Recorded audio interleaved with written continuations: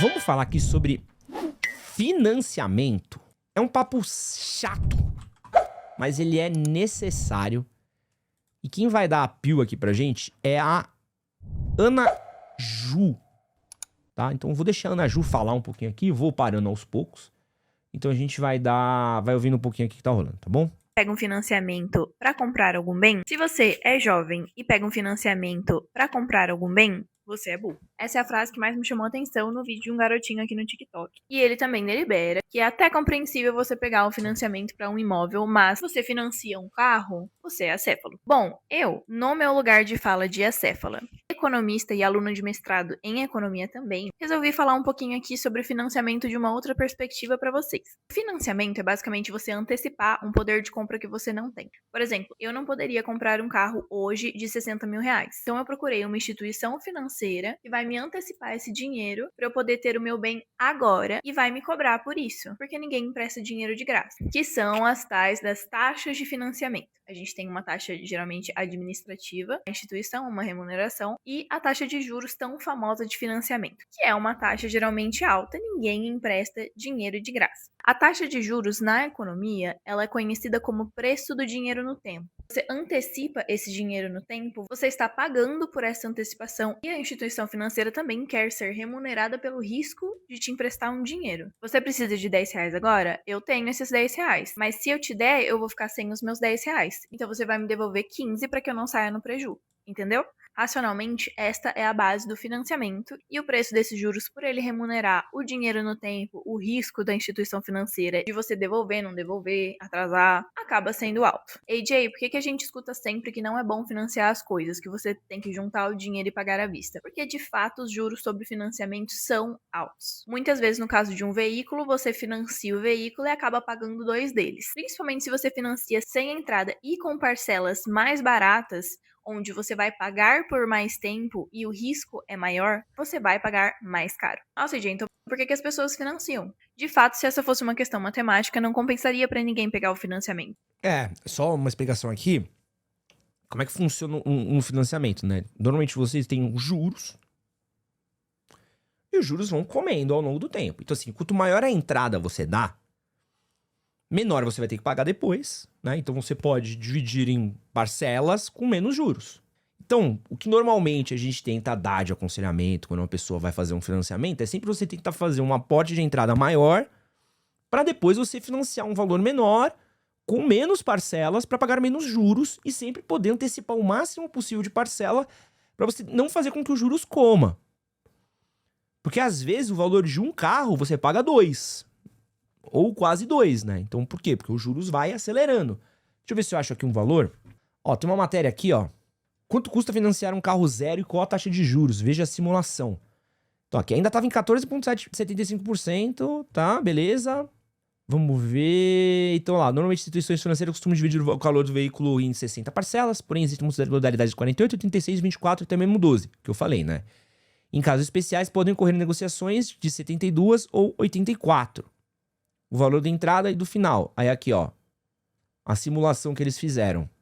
Um carro de 0 km no valor de 100 mil reais com 20% de entrada, 20 mil, e o parcelamento restante de 80 mil em 60 parcelas, levando em conta a taxa média de juros de 2% ao mês, essa média considera a última pesquisa do Banco Central, que apontou 28% ao ano. Levando em conta a tabela FIPE, onde o banco calcula o valor de cada parcela considerando o juro composto mensal, chegando a 2.140 por mês. Beleza. Nesse caso, o mesmo valor mensal se mantido, sendo mantido os juros de financiamento. Tudo bem. Então aqui, ó. O quanto que vai dar? No final, aqui, ó, o carro que você custava 100 mil reais, ele chega a custar 150 mil reais. Entendeu? E aí, você tá pagando a mais. Então, assim, tu tá pegando um T-Cross normal, dizendo que tu podia estar pegando um Comfortline com banco de couro.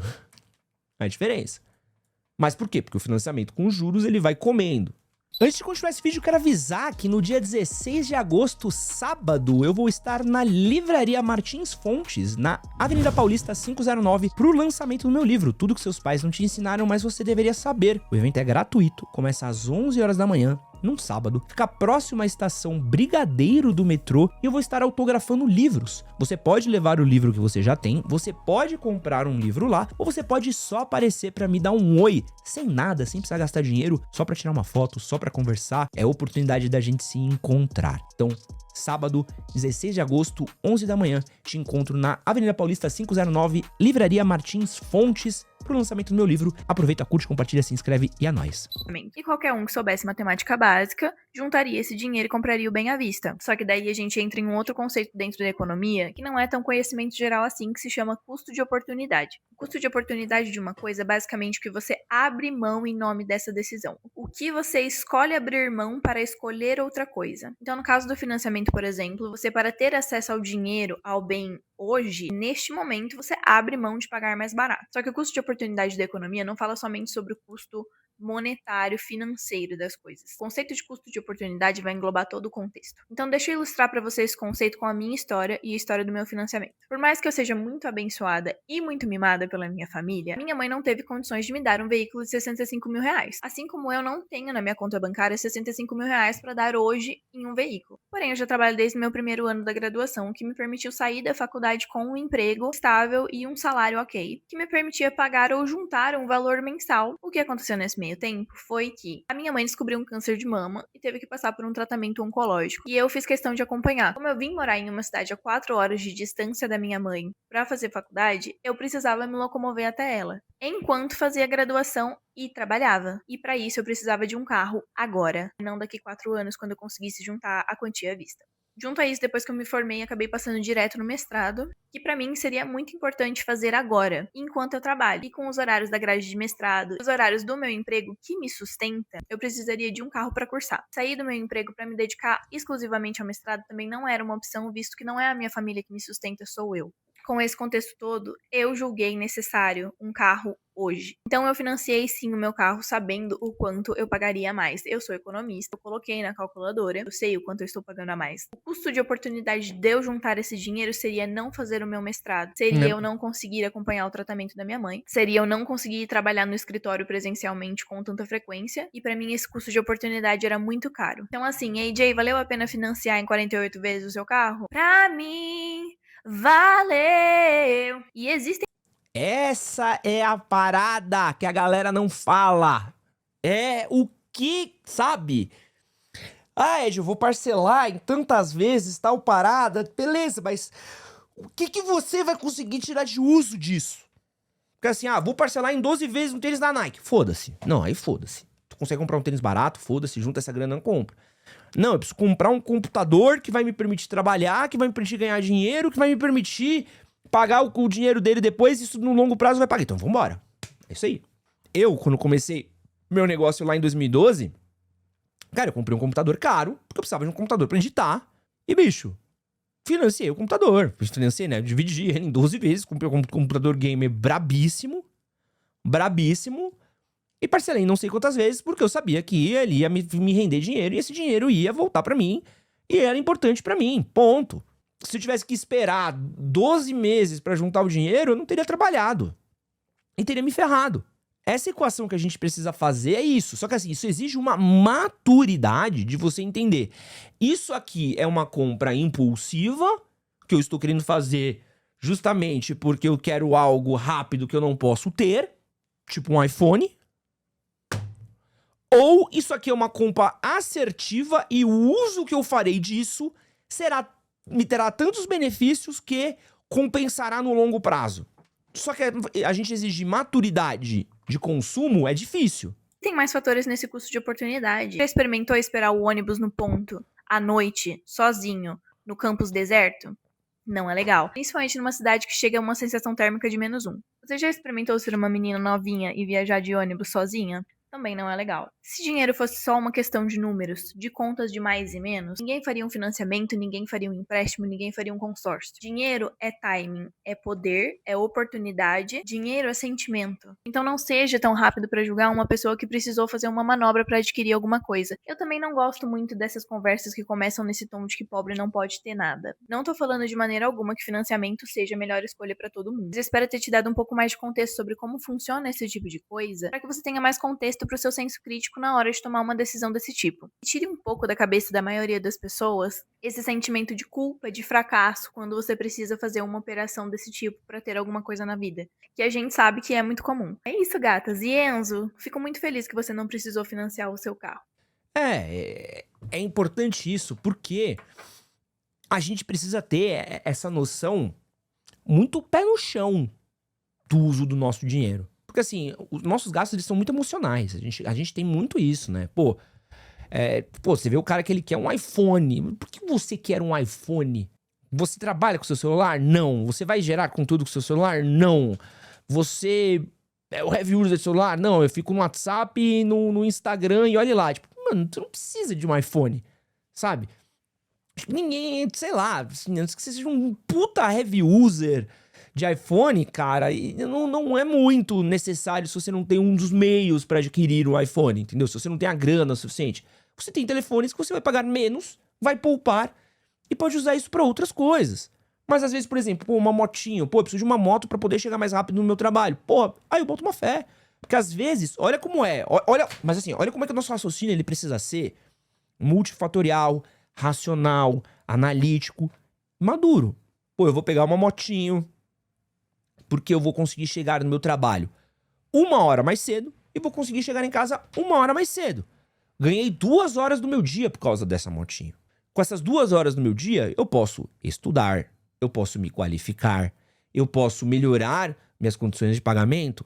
E aí, eu consigo ter um aumento que daqui 1 ano, as parcelas dessa motinho não vão fazer a diferença pra mim. Olha que legal. Só de você ter feito um raciocínio analítico daquilo que você fez, você entendeu, tipo assim, eu vou correr atrás pra conseguir melhorar pra daqui 1 ano eu tá ganhando mais e essa motinho vai ser paga por esse tempo que eu peguei pra estudar e me qualificar. Parabéns, legal, porque seria muito difícil você conseguir ter esse tempo de qualificação no metrô, no trem lotado, na linha vermelha, na CPTM. Ah, não, eu peguei uma motinho porque eu vou ficar em casa batendo um punhetão. Tudo bem, talvez o punhetão seja uma prioridade na sua vida, né? Tem uma rapaziada aí que tudo que tem é o punhetão. Mas acho que a gente precisa olhar e falar assim, tá, eu já vou pagar o preço desses juros. Eu acho que a dúvida é sempre essa, assim, eu vou pagar o preço desses juros. Tô entubando o preço desses juros. Esse juros está valendo a pena? O que vem junto com esses juros, né? O que esses juros está compensando? Sabe? O que está vindo junto com esses juros, sabe? Por que eu tô fazendo esse financiamento? Essa é a grande pergunta que você tem que fazer sempre. O que eu estou fazendo esse financiamento? Há um tempo atrás pedi uma vaga de emprego porque eu não tinha um carro de uso pessoal. Pô, e é foda também, né? Já que de ônibus o trajeto durava 2 horas de viagem. Aí, ó. Realmente, é foda. É foda. Então, assim, às vezes a galera, coach de finanças, às vezes ele dá uma cagada na cabeça das pessoas e eles, é que nem, não sei se vocês lembram uma época, que durou muito pouco tempo, assim, mas é um bagulho de louco, assim, que coach de finanças inventou que andar de Uber era mais barato que andar de carro. E você falou assim, olha, eu não sei, tá?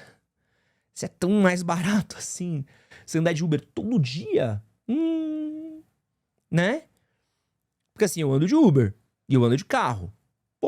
Tem vezes que eu olho e falo assim, acho que meu rolê de carro compensa mais do que de Uber. Mas óbvio, você pegar o financiamento, quanto você gasta de Uber e tal, mas pensa você andar de Uber todo dia, do mesmo jeito que você faz uso de um carro, será que compensa mais ter um carro ou ter um Uber? Sabe? Então assim, tem contas que você precisa fazer às vezes e não deixar que os outros façam por você. E outro, o carro você tem a liberdade de você poder entrar, sair, fazer o que você quiser com ele dentro dele, né? Carregar coisa. Por exemplo, eu enfio o cachorro dentro do meu carro. Eu não consigo enfiar o cachorro no Uber. Pergunta se eu posso botar o Tobias dentro do Uber, o que eu quiser. Pergunta se eu consigo sair eu, minha namorada, o Tobias e a Dori. Uma viagem de Uber 20 km dando 50 pau. Não, amigo, 20 km? Daqui até a Lapa, dá quase R$80 às vezes a corrida de Uber, dependendo do horário. Dependendo do Uber também, né? Sabe?